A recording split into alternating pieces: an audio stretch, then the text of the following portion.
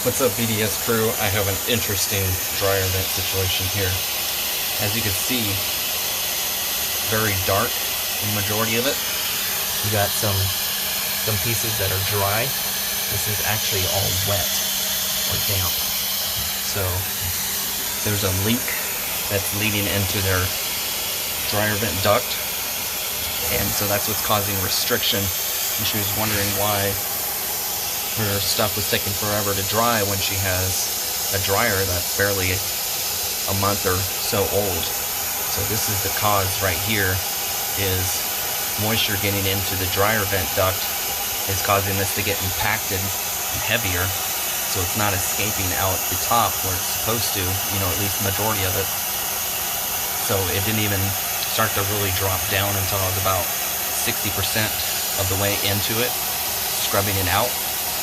And so I wanted to show this to you guys as a cause of why your dryer may potentially not be doing its job. It's because you got restricted airflow for the moisture and air to pass through.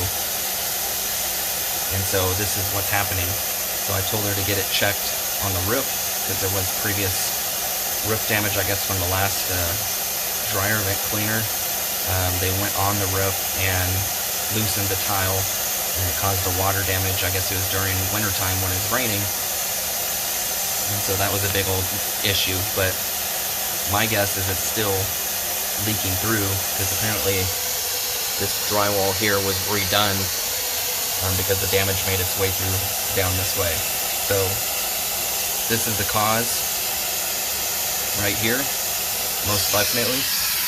But I instructed her to have somebody come up and check the roof to make sure that is all fine. So now I'm moving on to obviously vacuuming all this up and then finishing the rest of the job. I'm going to clean out this a little bit. There's some dry stuff in there. And then clean the back of her dryer and the floor here for her. So just wanted to show you guys this and so you can see potentially one reason why your dryer may not be working properly. So thank you so much for watching. Nolan with Black Diamond Services. Alright, BDS crew, wanted to show you guys one more thing here inside. So when I first sent it through, I sent it with this brush and got that first pile to come out. So the reason why I did the smaller brush is because it's impacted like this. I wanted to send the smaller brush to break through any openings a little easier.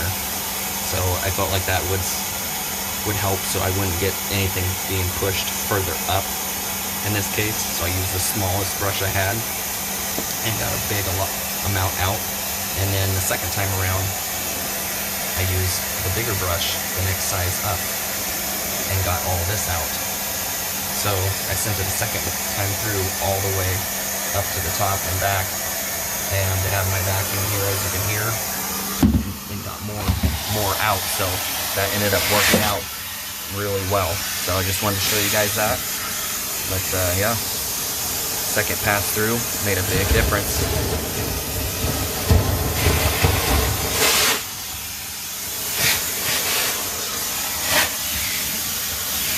So I always let it drop like this because clients can't see what's actually in there, and I want to be able to show them that the issue is within the dryer vent and not their actual dryer, especially in this case because it's brand new. Other thing I did is I cleaned throughout there. I sent my line through there and scrubbed it. Before I sent my big brush through here, I scrubbed the back side of that with the vacuum hooked up to it. And then also,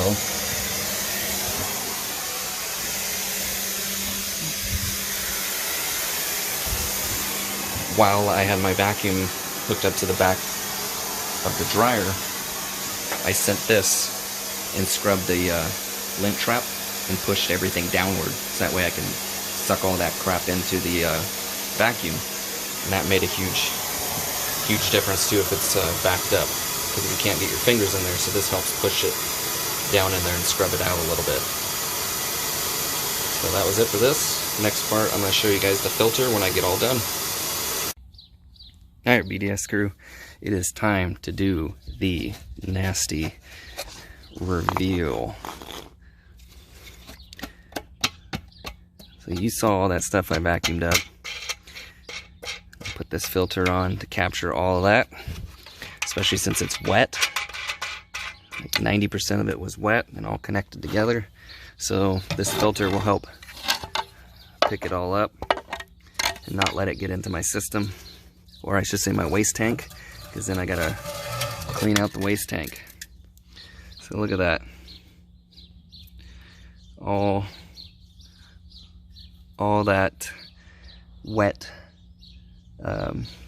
lint, some of it got stuck in the port that's covered. So that's what we got. Thank you guys for watching. This is a dryer vent clean, of course, and yeah, went through it twice. Used my vacuum from my machine here, 2 different brush sizes to scrub it out. As you can see, that made a big difference, starting with the small one to get the compacted stuff loose, and then sending the second one that's larger to get the remaining stuff out. And again, it was mostly stuck at the top.